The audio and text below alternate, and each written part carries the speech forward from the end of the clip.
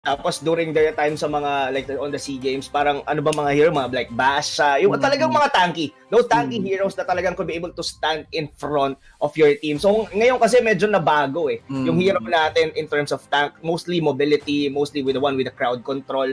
The only tanky heroes na gamit was, aside from the Atlas and the Kufra, was Basha nga. Na, which is somehow hindi nagkaroon ng impact during the game number 1 for ONIC PH. Pero I'm really surprised that the Khalid all throughout 3 games never missed a single on the... Yes, very interesting on that part. Even, well, nakaban naman yung Yuzong dito. Pero as a first pick priority on BREN, with a Farsa open, and we know how few has been stellar on that, with a Kufra open. With this trade, I mean, Khalid is starting to become strong, but siguro parang, siyempre mag-i-stick tayo dun sa mga talagang established info na natin eh, na malakas na pick pa rin ang Farsa at napakalakas na tank pa rin ng Kufra, no? Uranus. Parang inopen talaga nila eh for them to be open na no?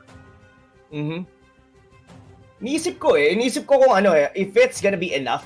Kasi kanina kasi, for BREN Esports, they don't have like a specific AOE mage that could be able to deal, like, eto, of course, oh my Venus first item. Kundi first, gonna be probably the second item niya dito, gonna be the necklace of Durance. Necklace na yan. Necklace na yan. And lalo, let alone, meron pa sila ulit Roger dito. I think ONIC PH is very, very strong on the early stages of the game compared to BREN. Medyo nabaliktad ngayon, no? Yung sustainability na ginawa na lineup ng ONIC PH during game number 1, medyo napunta sa BREN Esports. Ang meron lang siguro silang difference was the initiation na coming from this show. And of course they can still play it for the support, no? Itong show natin. Link will be removed. Actually, yung mga pang-pick offs yata. Kasi mapapasin mo, hindi nagbago rin yung playstyle ng BREN from game number 1 game number 2. They keep on punishing Oh My Venus, no? On that Farsa. And on Oh My Venus herself, no? So, there is the priority ngayon din, even with the draft, because it's Farsa na pinangahawakan ni Oh My Venus dito. But they removed Delar. They're now eyeing the side lanes dito. No? And I think they want to really establish this Khalid to be a high impact sa composition yata ng BREN. Yun nga tinitingnan ng BREN. Ang tanong ngayon, ano ang magiging main core ng BREN dito? If they were still gonna go for like a Hayabusa pick, what they did on game number 1. Yun yung mga part, or even, well, YSS says, remove X-Borg will be there for ONIC PH. Yun yung iniisip ko eh. It's gonna be... Lancelot still gonna be open pa rin naman for this side. It's either of the two eh. Haya or Lance. So the only one there, wala sila dito, is definitely a mage or at least a support role on the side. Popol, well, Loyi is still there.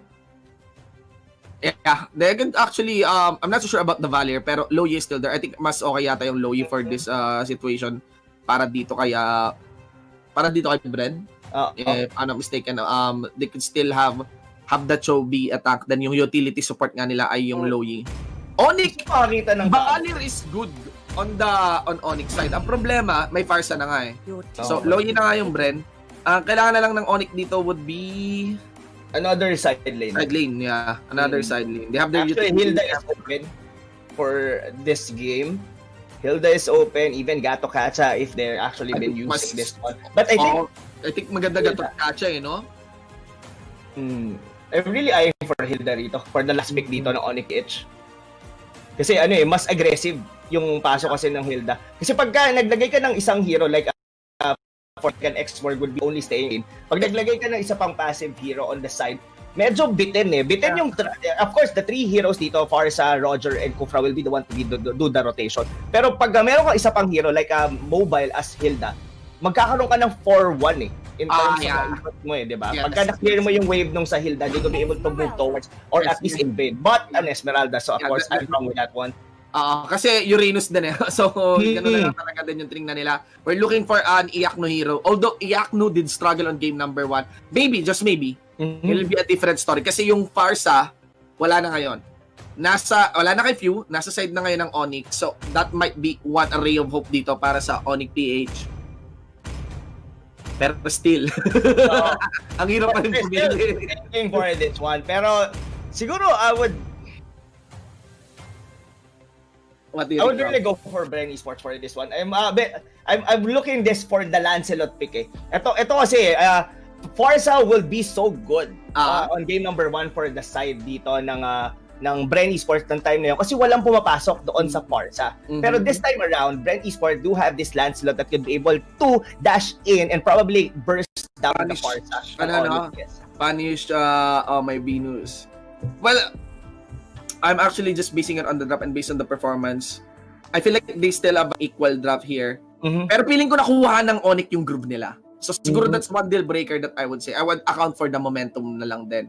So it's kind of a variety pick, pero I would put my vote as well na dito for ONIC naman, no? So let's do 1-for-1 on the vote here. Ang ganda nito. I mean, I'm sure sa chat split din yung decision ng chat dyan, no? Oo. For the fans of these two teams. Eto na. Yeah. Got game number 3, ladies and gentlemen. BREN Esports versus ONIC PH. Who will take the very first victory ng ating regular season? Oo, yun ang pinakamalaking tanong dito, ladies and gentlemen. Pero yun na nga, may pasok dito, Viraga Armor kagad, no? Tanggal dito. Ang lakas din ng burst damage din, no? Ng BREN Esports dito sa part na to. And even, ito yung iniisip ko kasi, the reason why I was not really leaning towards dun sa Forza. The ultimate of Khalid kasi could be able just to single-handedly na gamitin para lang sa isang Forza. Yes. So siguro kaya napaka-confident nila na i-first pick lang din yung Khalid dito. Napaka-stable na pick siguro. I want to mention din, Tol, na napapansin ko sa pro play natin, no? Patay yung 0-4-1 sa simula. Hindi 1-3-1 Nagsi-0-4-1 bigla, no? Rewarding kasi talaga yung 0-4-1 Kumbaga, you have a higher chance of invading pagka may 4 kayo agad. Tapos once na maging successful siya, sobrang rewarding din at the same time. Yeah. Kasi why not? Konting minion wave lang naman sa taas yung mawawala sa'yo Pero kung ma-deny nyo kaagad yung buff, no? Napaka-crucial kasi sa Mobile Legends nung early, nung early kill talaga, nung early minute. Kapag nakuha mo buff tsaka kill, no? Oo. Talagang ramdam na ramdam mo. Pero ito ang unang tinitignan ko kasi dito, where will be the power spike might actually happen. And I'm really looking towards ONIC PH dito to be the one to strike first. Yeah. They can actually do that, no? In the form of the Kufra. And that's what's happening right now. They went for Lusty here. Na-burn na lahat ng Jeet Kundo shoot po dito ni Lusty. That's a first blood clearly and was secured by Wise. Actually, malaking bagay yung paring Shin kasi because my Venus will be level 4 agad-agad dito and sobrang madi-disrupt dito ang BREN Esports. Yes, BREN Esports do have here the Loye pero if Forza would be able to get his level 4, kaya niyang snipen sa likod yung Loye na hindi na halos makakagamit ng skill niya. Yeah. And again, Loye has a nice kit, no, in the front pero mobility. Tsaka pag natag mo sa likod, yun yung problem. Yes, yung ultimate niya, it's massive mobility on the macro pero ang tinutukoy ko is micro mobility on dodging someone who assassinates you and lalo na pag tinatama, naaabutan ka ng spell, no? Rob. Yeah, parang ganyan. So, sobrang sobrang ang bilis nung naging ikot dito ng ONIC PH. Just basing simple na nakuha nila doon si Lusty. So, ngayon, it's all about BREN Esports. Paano yung magiging sagot here? Jay, tumalon. Yeah, alam mo na nakakatuwa kasi yung idea lang na pag gumamit ka ng Forza noon, pagtatawanan ka Novelty pick Ngayon talaga metang-meta na. Tingnan natin kung may kitang-kita pa na kill dito ang mga membro ng BREN. Ribo dives in. He actually tries to emulate what Iakno has done on that game number 2. But enough about that. We get the turtle here being initiated on by BREN. Maybe because of Ribo getting pressure and taking the attention of ONIC down by the mid lane. Nakuha yung buff. Hindi naman at least Wise been able to secure the purple buff kasi medyo crucial yun. Pero teleport na mangyari doon sa may orange naman. Nako, sige, sinimulan dito ng mga taga-membro ng BREN zoning them out. Jay here will be punished pero within the range naman ng Predator airstrike ngayon. Itong si Lusty, just a few health getting chinked out. Hindi naman naging hard dito ang mga taga-ONIC knowing na natalo na, nakuha na yung buff. Yung timing nila dito kasi of course the timing nila, the purple buff was actually out na kasi na-spot out ni Ribo. Then, suddenly, nag-teleport sila kasi alam nila the next na kukunin ni Wise gonna be this orange buff. And yun nga yung nangyari. Well, they're tagging on Ribo. Hindi kasing kunat dito. Kumpara nung ginawa ni Iakno dun sa game number 1. 1-3 tayo ngayon, medyo toned down yung laban natin. Kumpara kaninang sobrang init nila, but pickups are happening more than ever dito para sa ONIC. One for each side lane here. And maybe this is the momentum that we are talking about. Dilar here went for the Falling Starman para kay Few dito. Nakita ka na ba ng Loye na corner? Nagpapalo dito ng ONIC PH in no particular order. Pero may ganti naman mga kaibigan, na maalam pa rin naman si Wise doon under the turret. Oo, pero ito na. Medyo mas mararamdaman na dito natin parang sin dito si Carl TC. Kasi, kumbaga, nakuha niya na dito yung groove niya. Look at this. Even Lusty going against dito sa tier 1 turret. Pero walang pakialam doon si Carl TC. Yeah. Actually, ganda nung juggle doon, no? Ng ONIC. Binibait nila si Carl Z by getting the last hit on that minion wave sa may bandang baba para may turret aggro na mag-connect kay Carl TZ. Pero, ang dulas talaga kasi ng ng Lancelot. Isang Thorn Rose lang. Oo. Dodge agad. Parang medyo nag-hesitate doon si Oh My Venus Feather Airstrike. Nakita niya kasi si Carl TC and there's a big possibility since wala rin siyang backup that time. Pwede na siyang pasukin. So ngayon medyo dikit na dikit in terms of gold ang both of the teams natin dito, and I think both has the possibility on the power spot. I think the next turtle will be the next engagement natin dito, Panchit. And Carl Z is actually starting on that one. Katabi niya na nga lang yung Luyi dyan. Tumalon yung ating Kufra. Away ka agad. Tapos kumanta na rin si Oh My Venus. Kuha pa rin. Doon yung turtle. And that's it. BREN is quick on the rotation. And it feels like nauunahan nila yung ONIC PH. Yes, nakakil yung ONIC PH, pero sa paunahan sa objectives, it is on BREN. Oo, ang ganda rin ng zone out nila rito. Kung mapapansin mo rito, few, yes, is actually dying here on this game. Pero yung aggressiveness, even with the ult, talagang lagi nilang natanggalan ng buff doon si Wise sa may orange. Yeah. And of course, Dilar and Ribo dancing around for that part. Mukhang, alam nila na hindi na rin basta pwedeng mag-initiate si Few para bumakap kay Dilar dun sa may bandang taas. So, pressure is established again by Force here on the top lane side. Si Khalid naman yun ako ng push dito sa may bandang baba. Rob, we have a close fight here. No, it's a very, very close fight. Pero, somehow, medyo hindi naman ngayon napapansin na naman dito. Flap PC did have a very good game doong game number 2. Pero to, huli ka, Bechin, mga kaibigan. Wise dito. Classic combo on the flicker to the Shunpo Plus. Ay, to the Jitundo Plus way of the Dragon. And yung pick to the main carry of ONIC PH. Iba rin si Lusty talaga. Praktisado ang paa dito sa show niya. Ang hirap pa dito, sa totoo lang, ang hirap hulihin ni Carl TC on this game. You only have like Jay, yes, the magic ball, nandoon just to block his dashes. Pero after that, paano na? Yeah. And ang effective ng tower dives dito ng BREN, like, they have a lot of outplay kits in terms of micro. Whenever these two teams hug each other as a team, no? Whether for this team fighting naman, they would commit for this push. They know they can win eh. Bumati si Jay dito ng kanyang ultimate, down for Lusty, pero that is the main tag now. Jay will be punished.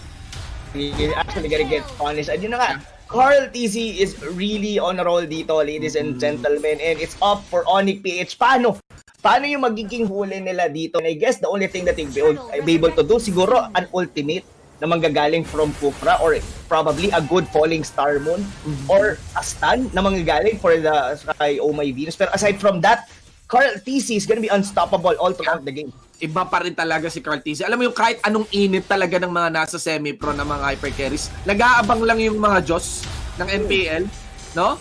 Nakakamiss makita ulit sila Carl TC dito. Grabe, Thorn Draw, sulit na sulit. Phantom execution, go for the finisher. Damage dito against ONIC PH. J na lamang ang natitira. Kita mo si Wise na wala na naman. And I cannot but feel nakuha ng bawi talaga at control ng laro ng BREN Esports nung na-pick up ni Lusty, si Wise. Oo.